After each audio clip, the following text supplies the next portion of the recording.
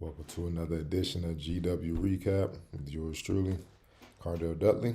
Another loss for GW.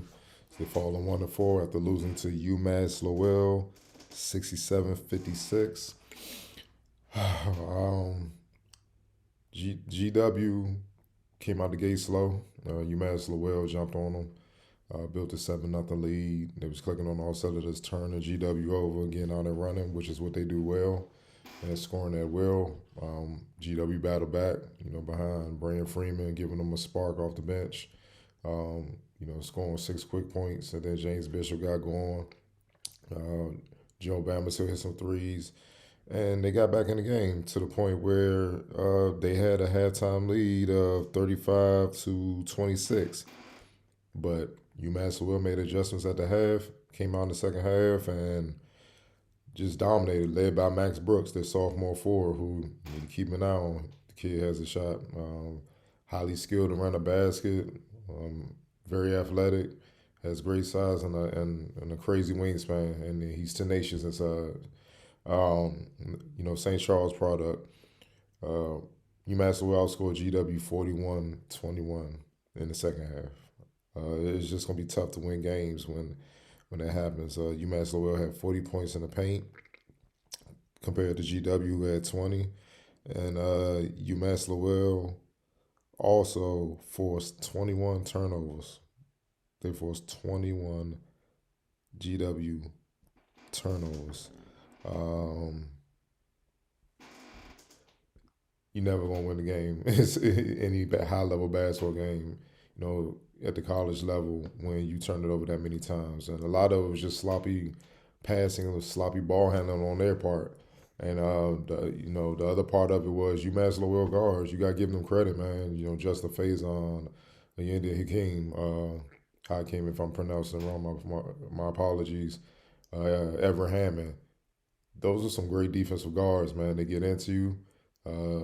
They get low. They're very sound fundamentally. And they have active hands, and they move, and they're tough. You're not going to punk them. You're not going to bully them. And you're going to have to make plays. And they're going to make it hard on you, and they're going to make you work. And that's the name of the game when you're defending. And they've hung their head on defense all season, and that's why UMass-Lowell has a 4-1 record. James Bishop came out. He finished the game with, great rhythm, 6-14. Had 16 points, but he had 7 turnovers, so he kind of gave a lot of those points back. You just can't have that, especially when you're the floor general. Joe Bamisile, he didn't shoot the ball well, but he had 11 points and 14 rebounds and 2 blocks. I love his game. He always finds a way to make an impact, whether he's shooting the ball well or whatnot. You're going to feel him in the game, and those type of players help you win. You know what I mean? Lindell Jr., he had a near double-double, 8 points, 9 rebounds, 3 steals, 2 of 10. I felt like him missing some shots got to him, and he stopped being aggressive in the second half, and they needed him to be aggressive, especially with Max Brooks going off. And a lot of Max Brooks' points came off backdoor cuts, and Lindell, having his head turned, keeping his eyes on the ball, not paying attention to man and ball, which is what you're taught from the youth, from grassroots level. You know what I mean? When you learn how to play basketball, see man and ball at all times, and quite a few times he fell asleep. Max Brooks went back door. They found him. Easy dunk. Also, Brayon Freeman off the bench. Like I said, he had 13 points on 5 or 6 shooting. He came ready to play. So it says he came ready to play, man. He came ready to play. Look, he competed. He had some big-time shots over some tough defenders.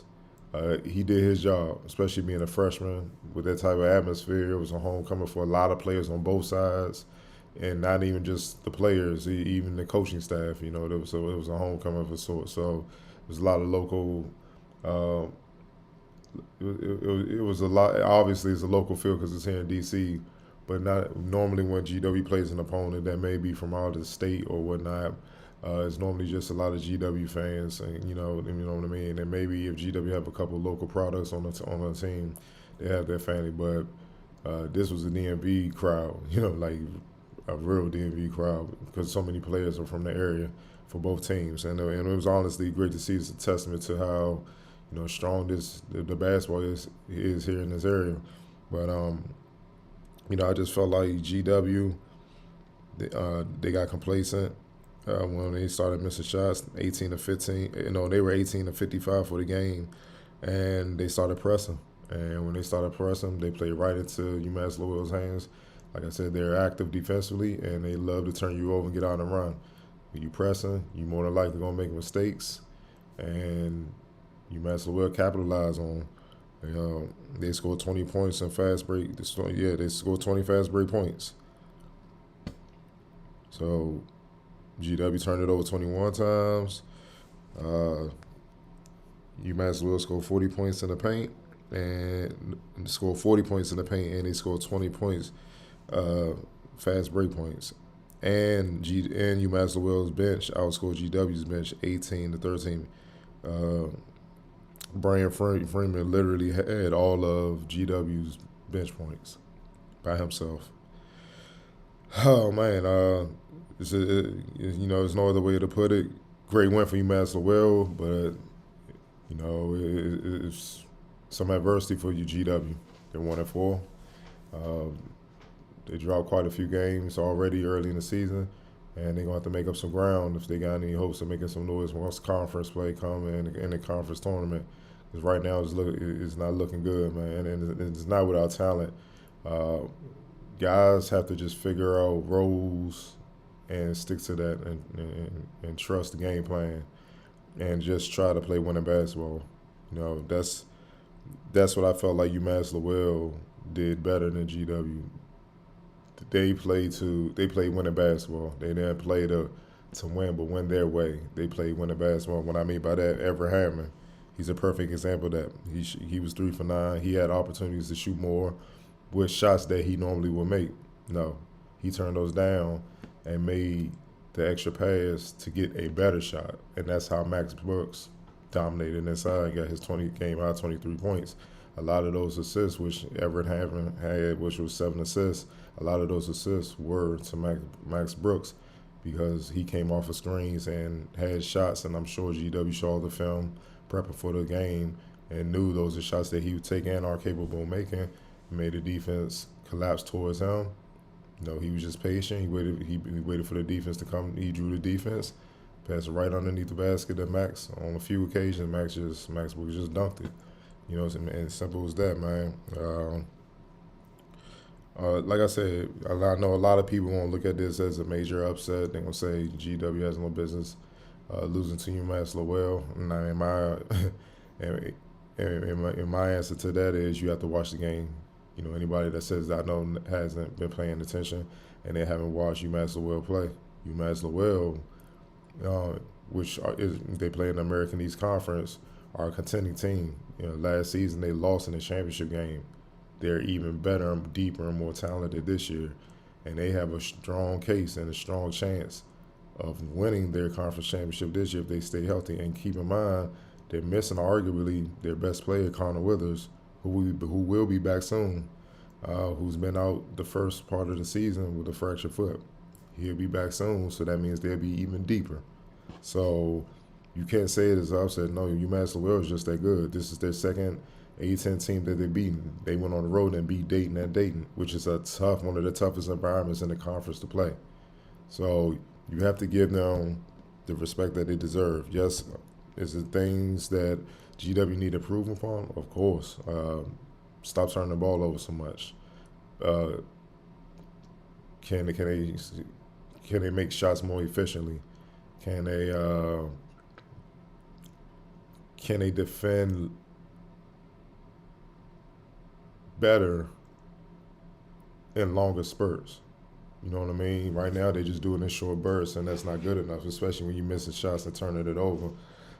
Your defense has to be even more on point when you're doing those things. So they have to turn it up on that end. And their core guys, the 4 guys, Bishop, Joe, Brandon Adams, Ricky Leno. Get those 4 guys to play well, all of those guys to play well at the same time. Most of these games, it might be 2 guys, 2 of those guys playing well, 3 of those guys, 1 of those guys. They have yet to have a full game where all 4 of those guys do what they should do, what they're capable of doing. If they can get that, if they can get those 4 guys going, GW can put together a win streak. But it's on them, man. It's tough to say because right now they have the talent. If they weren't that talent, I would just say they just weren't that talented. But no, they have a lot of talent on the team. There's no reason why they should be 1-4. It is what it is. But leading scorer for UMass-Lowell was Max Brooks. He had a game high 23 points on 10 of 15 shooting with 5 rebounds. Ayinde Hikim had 18 points, 4 rebounds. And like I said, Everette Hammond, Mr. Do Everything, had 11 points, 7 rebounds, 6 assists, and 2 steals to help pace UMass-Lowell. On GW side, James Bishop finished with the team high 18 points to go along with his 5 rebounds. Brayon Freeman, like I said, had 13 points off the bench. And Joe Bamisile had 11 points, 14 rebounds, and 2 blocks. And then obviously Ricky Leno, I spoke on earlier, had 8 points and 9 rebounds and 3 steals. Yeah. Shocking game, but for most, but not for me. Been watching UMass-Lowell all season, and I know how good they could be, so I knew it would be a tough game when they came, and they managed to pull it out and win by double digits. So congrats to them. GW will hit the road. I think they're going to hit the road and go out of town, and I'll have more with you soon covering GW Hoops. Have a great night. Talk soon.